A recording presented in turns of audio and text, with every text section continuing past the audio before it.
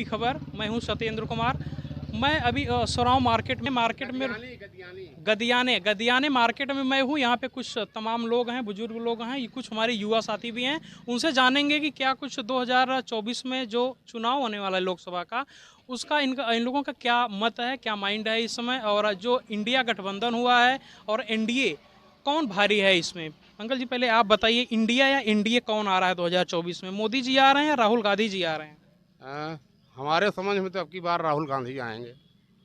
राहुल गांधी जी आएंगे, कैसे? आएंगे ये महंगाई की वजह से। अच्छा, महंगाई क्या 10 साल में बहुत ज़्यादा बढ़ गई है क्या? बहुत ज़्यादा, तनिक नहीं, बहुत ज़्यादा बढ़ गई है। गरीब लोग बहुत परेशान हो गए हैं। मोदी के साढ़ से, योगी के गाय से, सब बहुत परेशान हो गए हैं। अच्छा, मोदी जी क्या, और महंगाई ज़्यादा बढ़ गई है 10 साल में? बहुत ज़्यादा।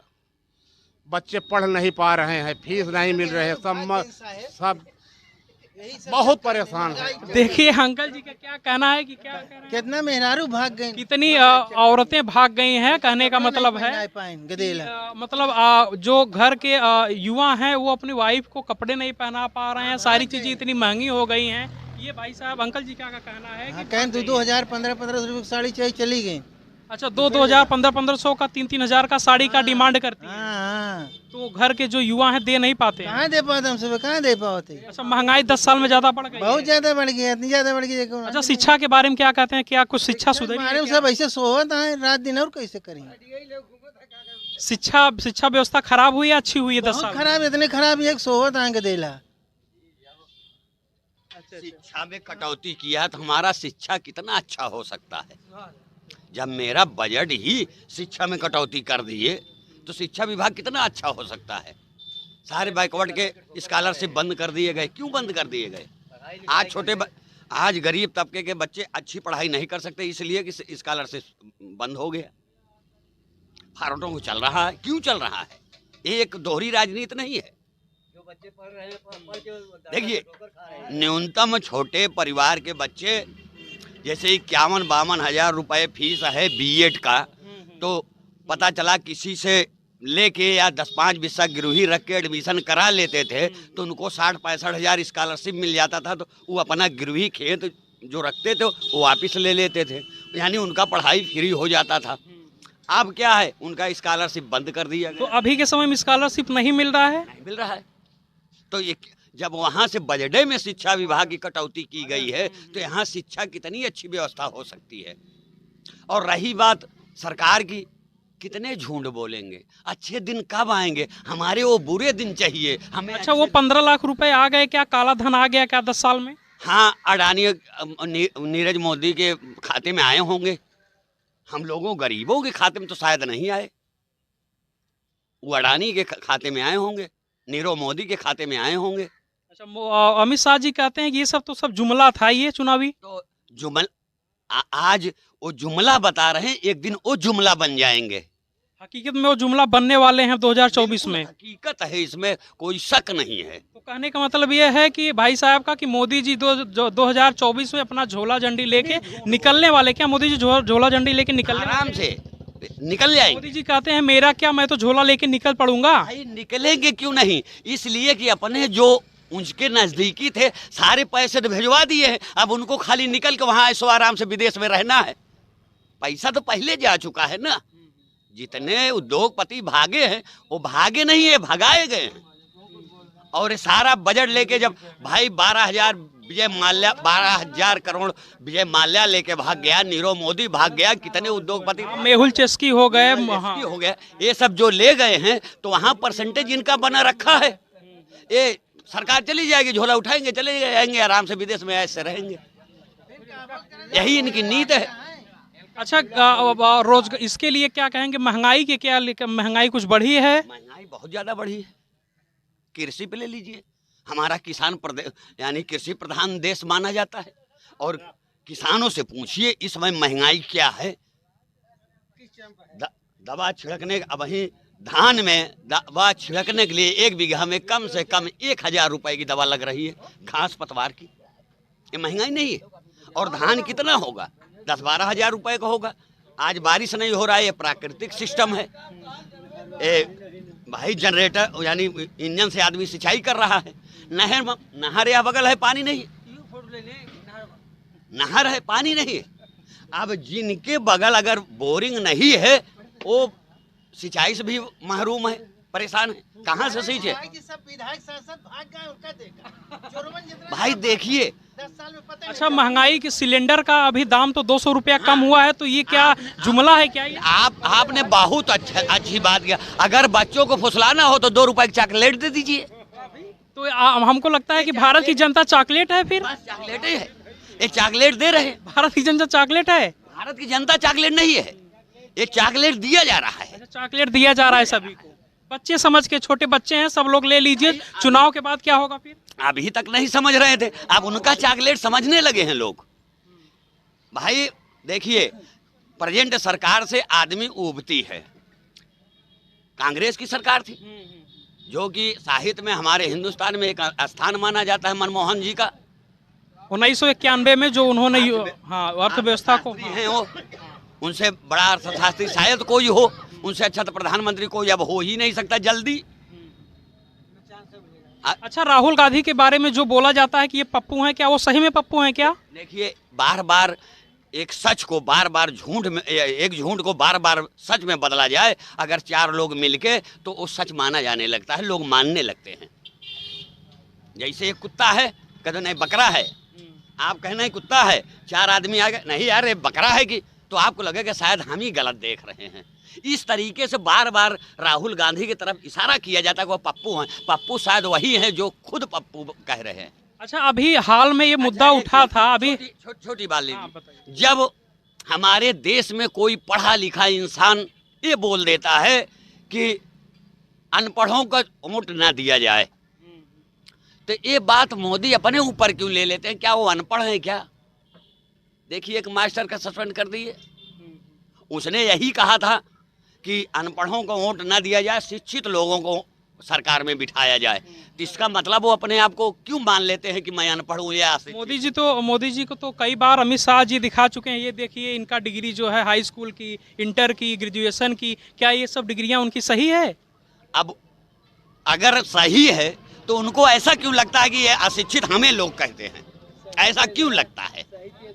और जो बोल देता है उसको सस्पेंड करवा देते हैं, उसको नौकरी से बर्खास्त करवा दे। कितनी घटनाएं हमारे देश में हो गई है। अभी अयोध्या में एक यूपी महिला कांस्टेबल का सूत्रों के हवाले से निकल के आया कि उसका रेप हुआ है। तो ये सब क्या महिलाओं के उत्पीड़न हो रहा है? अभी बहुत ज्यादा बढ़ गया है। जब कांस्टेबल नहीं सुरक्षित हैं, जब मणिपुर में जो हुआ है, आज वहाँ की सरकार चुप्पी साधे बैठी है, कोई न्याय नहीं हो क्या रहा इस सरकार में हिंदू मुस्लिम ज्यादा हो रहा है? हो रहा है। हर जगह जहाँ ये आरएसएस से भाजपा ही रहते हैं, वहाँ हिंदू मुस्लिम का एक जुमला बना के विद्रोह पैदा करते हैं। मणिपुर कांड ले लीजिए, आज तक कोई सरकार यहाँ न्याय नहीं कर पाई। कोई वहाँ के मुख्यमंत्री तो बोलते हैं कि ये सब तो आम बात है, होती रहती है ये सब घटनाएं। इस सरकार में बलात्कार आम बात हो तो घटना कौन सी है, ये बता दीजिए आप। तो आप लोगों का क्या मत है कि 2024 में किसकी सरकार आ रही है? सरकार बदलेगी, सरकार बदलेगी, परिवर्तन होगा। अच्छा, इंडिया आ रही, इंडिया, हाँ, परिवर्तन है निश्चित है। इसलिए इनके जुमलेबाजी से आदमी ऊब चुके हैं। आज महिलाओं का शोषण देख लीजिए, शिक्षा देख लीजिए, अर्थव्यवस्था देख लीजिए, महंगाई देख लीजिए, कितना झूठ बोलेंगे। ये झूठ के खजाना है। ये तो कहें कि महामारी में हमने बहुत ज्यादा हेल्प किया लोगों का, तो इसके पहले क्या महामारी नहीं आई थी? कांग्रेस के समय में महामारी नहीं आई थी? जो गवर्नमेंट थी सभी ने अपना योगदान दिया। अच्छा, ये बताइए, अगर हर सरकार में महामारी आई, कोई न कोई आपदाएं, प्राकृतिक आपदाओं को कोई व्यक्तिगत रूप से कोई रोक नहीं सकता। हमें सरकार या व्यक्तिगत से घृणा नहीं है। ये तो प्राकृतिक आपदा कोई भी हो सकता है, उत्तराखंड कांड हो सकता है, सुनामी हो सकता है, ऐसा नहीं है। ये तो कभी भी हो सकता है भाई, ये प्राकृतिक चीज है। मगर इतना होते हुए भी बाकी सरकारें उसको सुटोबुल ढंग से लोगों को समझाया, यानी इफेक्ट नहीं आने दिया पब्लिक प्लेस पे। मगर इनके सरकार में क्या हुआ? इसके वजह से महंगाई बढ़ गई। इसके वजह यानी सारी महंगाई कोरोना की वजह से बढ़ गई। यानी एक बहाना चाहिए। अब देखिए, अब लॉकडाउन लगने वाला है दिल्ली में, सुनाई दे रहा है कि अब लॉकडाउन दिल्ली में लगेगा। अभी तो वहाँ G20 का सम्मेलन होने वाला है, G20 का सम्मेलन होने वाला है, इसके वजह से वहाँ पे जो है लगाया गया है। देखिए, जब चुनाव आएगा, सम्मेलन होगा, जब लोग जनसभाएं करेंगे तब लॉकडाउन होगा। इसलिए इनकी सभा हो उसमें कोरोना नहीं रहता है। स्कूल में कोरोना है, इनकी रैलियां चल रही थी, चुनाव पीरियड था, इनकी रैलियां, इनकी जनसभाएं हो रही थी सारे जगह, और हमारे यहाँ चारों तरफ स्कूल बंद थे। यानी स्कूल में कोरोना है, इनके रैली में कोरोना नहीं। हाँ, उसमें हम तो बोल ही रहे यार, और कैसे बोले भाई। एक नेता का लड़का भी उसमें पढ़ने जाएगा, एक डीएम का लड़का भी उसमें पढ़ने जाएगा, तो शिक्षक व्यवस्था ऑटोमेटिक नहीं सुधर जाएगी। बताना, अपना हेडमास्टर 60,000 पेंशन ले रहे हैं, तनख्वाह ले रहे हैं, अपने बच्चों के कॉन्वेंट में भेज रहे हैं। तो कहने का मतलब ये है कि भाई साहब का कहने का मतलब ये है, जो अभी प्रधानमंत्री जी ने अपना, एक मिनट भाई साहब, एक नेशन एक इलेक्शन की बात हो रही है, तो एक एजुकेशन भी होना चाहिए, कहने का मतलब ना आपका, एक एजुकेशन होना चाहिए। जैसे आज की डेट में कहा जा रहा है कि एक देश एक चुनाव होना चाहिए, उसी तरह शिक्षा व्यवस्था भी एक ही होनी चाहिए। एक शिक्षा व्यवस्था होनी दो ही चीज सुधर जाए, एक एजुकेशन सुधर जाए, एक स्वास्थ्य विभाग सुधर जाए, सारा सिस्टम सुधर जाए। लेकिन ये होगा ही नहीं, ये होगा ही नहीं, क्योंकि ये भी होता है जो बोलता है उसकी रील कट दी जाती है बीच से, इसको मत दिखाया जाए, हटाओ इसको, साइड को एडिट। आपकी कटेगी नहीं, आपकी रहेगी। मेरे मित्र ये मत बताइए क्या करता है, क्या नहीं शाम करता है। पहले हमारी बात सुनिए, 10 बजे स्कूल खुलता है ना, आप 10 बजे स्कूल पहुंच जाइए, आपको पता लग जाए कितने टीचर आते हैं कितने नहीं, वहां से पता लगेगा। हमसे बताने से क्या होगा, हम तो स्कूल जा ही नहीं रहे इस समय। तो अपने बच्चे के लिए आप आवाज अपनी नहीं बुलंद करेंगे, अपने बच्चे के लिए आप आवाज नहीं उठाएंगे? यार ये बात हम कहना चाह रहे हैं आपसे कि जैसे सब कुछ दिखाते हैं आप। विभाग में ऊपर से बजट कटौती में ही काट लिया गया। जब 4 महीना का तनख्वाह मास्टर नहीं पढ़ाएगा तो तनख्वाह नहीं पाएगा तो कितना परेशान होगा वो। अपना साइड बिजनेस को ना कुछ देखेगा ना भाई। जिसके पास खेती बाड़ी नहीं है कुछ ना कुछ करेगा जीविका के लिए। इसीलिए सब लापरवाह होते जा रहे हैं। जब हमारा बजट सही हो, हमारे अधिकारी सही हो, हमारे देखिए शिक्षा में कमी है इस सरकार में बहुत ज्यादा। यही हम उनसे क्लियर पूछ रहे हैं कि एक क्लियर चीज आप बताइए। देखिए वो क्लियर नहीं बता रहे हैं। क्लियर आप बताओगे तब तो आपकी आवाज वहाँ पहुँचेगी ना। शिक्षा विभाग इतना आप सोच रहे हो कि हम खुलासा मेरा हो जाएगा, खुलासा क्या हो जाएगा? आप कोई आतंकवादी हो यार? देखिए शिक्षा विभाग इतना भ्रष्ट कभी नहीं था हमारा, इसलिए कि कभी किसी सरकार ने शिक्षा विभाग के बजट की कटौती नहीं की है।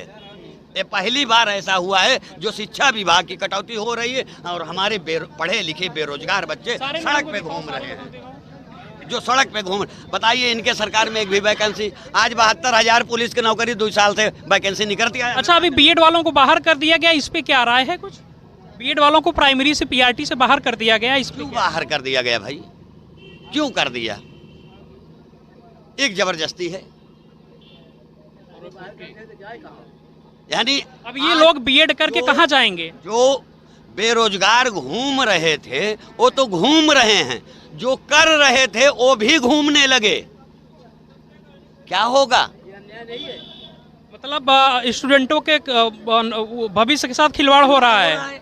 जब बीएड कर करके बाहर निकल रहे हैं तो क्या करेंगे? जो कौन सी पढ़ाई करें जो मास्टर बनेंगे? वो क्या करवाना चाहते हैं? बीसी ऑनलाइन कराओ, ए कराओ, टेट कराओ, पेट कराओ, जेट कराओ, साला रोज एग्जाम ही पढ़। महंगाई और शिक्षा, तो कुल मिला के इस बार सरकार बदल रही है। ये दो मुद्दाएं हमारे पूरे उत्तर प्रदेश में हमारा ख्याल है बहुत ज्यादा भयंकर रूप धारण कर लिया है। और इनका ये 5 किलो का गल्ला वाला चॉकलेट, ये 2 महीना खातिर गैस सिलेंडर का 200-400 रुपया कम कर दे वाला चॉकलेट काम नहीं करेगा। इसलिए जनता इनकी असलियत को जान चुकी है। घर घर हर व्यक्ति खाता खुलवाए 15 लाख आएगा। कब आएगा भैया? 10 साल बीत गए। कितने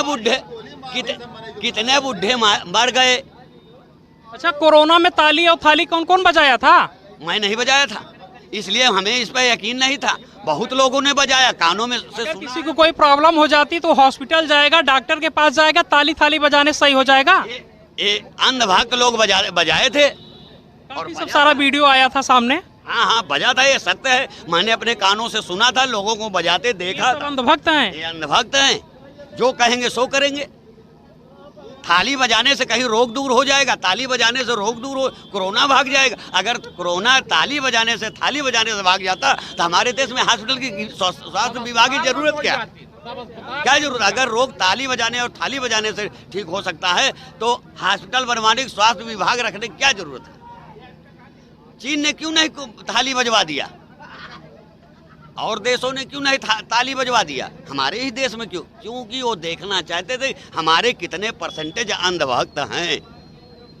वो अंधभक्तों की सूची, जनसंख्या देखना चाहते थे, तो उन्हें लगा कि हाँ अबे हम मूर्ख बनाने के योग्य, अभी हमारे अंधभक्त बहुत सारी संख्या में हैं। हाँ अभी हम मूर्ख बनाने के योग्य में हैं। अभी यहाँ पे कोई है क्या? अभी है क्या कोई अंधभक्त? कोई नहीं है। भैया आपका नाम, शुभ नाम? सुरेश चंद। सुरेश चंद, हमारे बीच में सुरेश चंद जी हैं जो कि बहुत ही बेबाकी से अपनी बात को रखा और सारे लोग यहाँ पे सरकार के अगेंस्ट हैं, जो कि बहुत सारी पॉलिसियाँ जो चल रही हैं, स्वास्थ्य हो गया, व्यवस्था हो गया और तमाम सारी व्यवस्था हो गई। आपका बेरोजगारी का मामला हो गया, रोजगार का मामला हो गया। क्या रोजगार 2 करोड़ रोजगार मिल गया 10 साल में, 5 साल में? 2 करोड़ के बाद छोड़ दें, जौन रहन वो बाहर हो गए, चाहे ओका शिक्षा मित्र का देख लें या चाहे या बीएड वाले का देख लें। देने की बात छोड़ी, एक भी वैकेंसी, मैं बता रहा हूँ उत्तर प्रदेश में कोई एक वैकेंसी बता दे, या 72,000 सिपाही की भर्ती आज 2 साल से आवत यहाँ फाइनल नहीं, बस शायद चुनाव ने तो शायद निकाल दें, वो बाद में रद्द हो जाए। ये सब लॉलीपॉप दिया जा रहा है। लॉलीपॉप है। देखिए, परिवार का कीमत वही करेगा जिसके परिवार होगा। जो अपने बीवी को नहीं संभाल सकता वो देश कैसे संभालेगा?